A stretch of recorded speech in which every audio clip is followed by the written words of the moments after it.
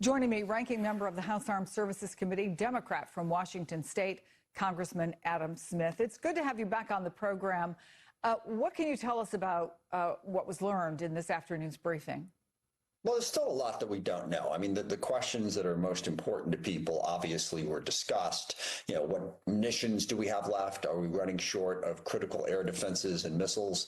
There are efforts to restock those. We certainly seem to have enough for now, but there are concerns about how long that can last. And then crucially, on the other side of that, what does Iran have left?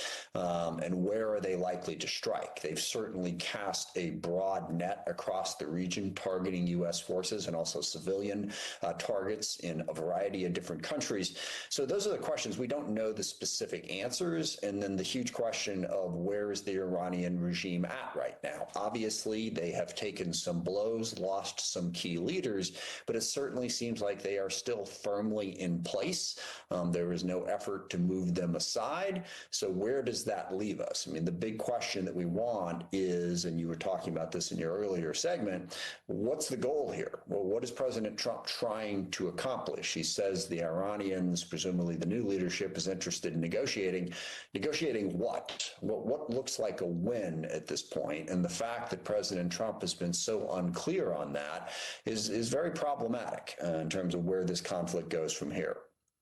So as you go into this meeting on Tuesday, is there a key question or two that you think gets to the heart of figuring out where this is going? And then I have some very specific questions I want to ask you about what the president said in the last hour.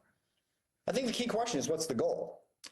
Is this a regime? What's the goal and what are the means of achieving that goal? If this is a regime change operation, how are you planning on accomplishing that? You know, kill a few leaders, cross your fingers and hope somebody else shows up? That's not a particularly good plan. And if it's not regime change, then what is it? So those are the two key questions. What's the objective? And what is the path to achieving that objective? Or are we just going to keep trading blows with Iran for days, maybe even weeks, towards no particular end? That is the key question. And of course, there is already a big price that's been paid. The president, we know, has said that there are confirmed at least 3 U.S. service members have been killed. They were at their base in Kuwait. Here is also what the president had to say just a short time ago. Sadly, there will likely be more. Before it ends, that's the way it is. Likely be more, but we'll do everything possible where that won't be the case. That's the way it is. The president also told NBC News, quote, "We have 3, but we expect casualties.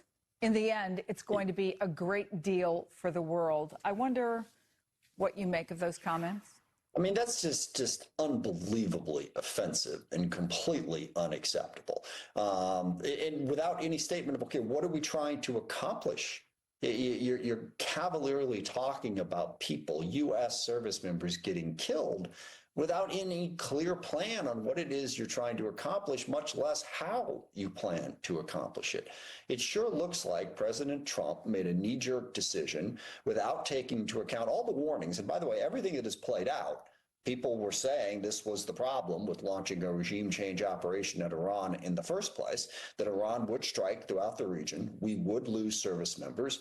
We would begin to stress our amount of ammunition to keep this fight going. And it was highly unlikely that the Iranian regime would simply collapse. All of this was known. The risks were known. And the president, this is the most cavalier manner that any president has ever gone to war in the history of this country. I mean, he does an 8-minute Truth Social post at 2 o'clock in the morning and then basically drops the mic and walks away and lets the war go. I, as the ranking member of the House Armed Services Committee, still have not heard from anybody from the Department of Defense, nor has Chairman Mike Rogers, the Republican chairman of my committee, or in the Senate. You know, they're launching this war without a clear explanation of why or what they're trying to do, and then saying, yeah, some people are going to get killed. I mean, you have to take much more responsibility for placing the lives of the men and women who serve our country on the line than that. You're calling for an immediate war powers vote. We know at least 3 members of your caucus oppose it. Josh Gottheimer, Jared Moskowitz, Greg Landsman. So make your case. Why is this vote so critical, and do you think it will happen? Yeah, I think it will happen because we have the ability to compel it. If you ask for this vote, it's privileged and must take a vote. And look, I certainly have respect for all three of those colleagues you mentioned. I strongly disagree with them on that because understand the biggest thing that we're asking for up front is that Congress ought to have to approve this war if it is to go forward. Now, if my colleagues feel like that this is an appropriate action by the U.S. military and they want to support it, well, then they ought to be willing to go on record in doing that. And that's what this first vote asks for, is congressional approval for what is clearly a war. You know, there's all kinds of weasel words that have been used to say that previous conflicts that we've done are not a war. None of them apply to this. This is a war of choice that clearly we launched. We are at war with Iran. There's no debating that. So I would say we should have a vote on it. And that's what the War Powers Resolution says. Mr. President, you can't go forward until you get congressional approval. Now, if you want to vote for that, if you then, when we get the congressional approval option, well, fine, you can defend that. I don't think you can defend saying that Congress should hide and not go on the record as to whether or not they support this conflict. Congressman Adam Smith, thank you for taking the time. It's good to talk to you. Thank you.